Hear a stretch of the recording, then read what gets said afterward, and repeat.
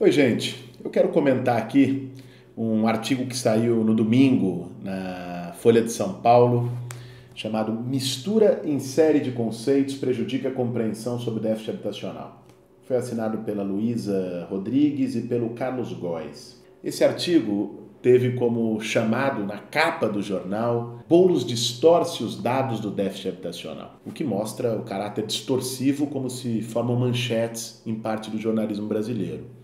Porque o próprio texto reconhece que os dados que eu utilizei são dados da Fundação João Pinheiro, que é o órgão que analisa e elabora os dados oficiais de déficit habitacional, do problema de habitação no Brasil, com base na PNAD do IBGE. O próprio texto, aliás, reafirma isso. Agora, o texto contém alguns argumentos e eu quero dialogar com eles para que a gente não seja ludibriado em relação ao debate sobre o grave problema de moradia no Brasil.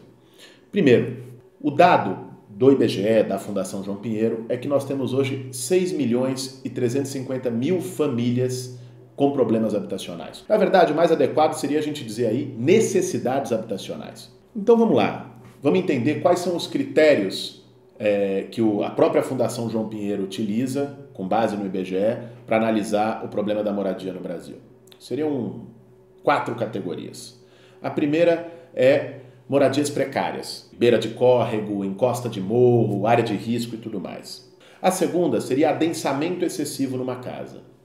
A terceira, coabitação, várias famílias, mais de uma família morando na mesma casa. E a quarta e última dessas categorias, que hoje é a mais expressiva no Brasil, é o ônus excessivo com aluguel, que é quando o pagamento do aluguel compromete mais de 1/3 do orçamento familiar.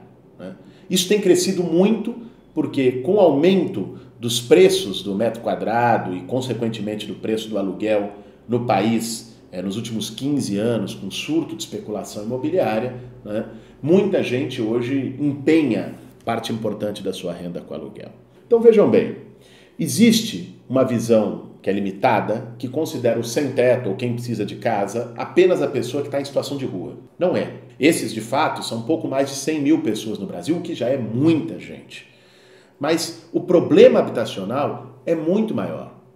Alguém que paga aluguel, por exemplo, se fica desempregado ou se cai a renda da família, se não consegue pagar por 1, 2 meses, está na rua na sequência.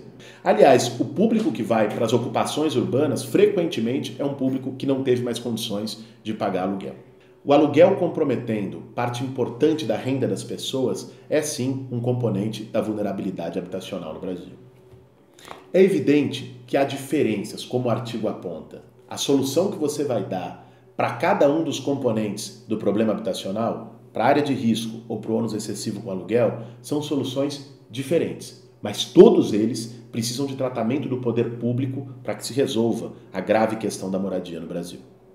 Nós propomos soluções diversificadas. Uma delas é a requalificação dos imóveis ociosos, abandonados nas regiões centrais, para a construção de moradia popular. Nós temos que enfrentar o mito e o preconceito de que os mais pobres não podem morar no centro, de que tem que se acomodar a serem jogados cada vez para mais longe, em periferias sem infraestrutura, sem saneamento e sem serviços públicos.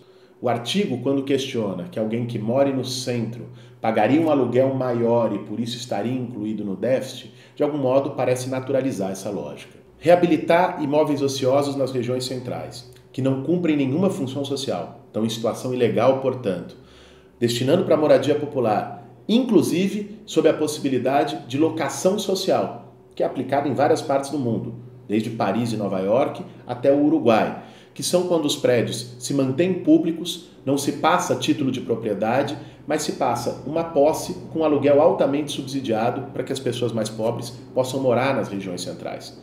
Há também a política de hotel social, em várias outras, em que o poder público pode intervir nesses imóveis ociosos e assegurar que os mais pobres possam morar perto do trabalho e de onde há serviços e infraestrutura.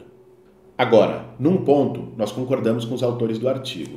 A política habitacional brasileira, sobretudo com as mudanças no Minha Casa Minha Vida promovidas pelo Temer, está dedicada centralmente a atender não os que mais precisam, mas com a faixa 2, faixa 3 do Minha Casa Minha Vida, a lógica é de financiamento imobiliário, para quem já tem minimamente condições de adquirir uma casa no mercado, e não de subsídio para os que mais precisam.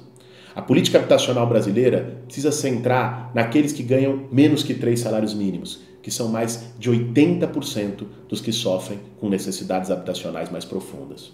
A questão de moradia no Brasil é complexa e exige da gente pensar soluções diversificadas. Por isso, vamos fazer esse debate com qualidade, ao invés de ficar distorcendo manchetes só para ganhar clique?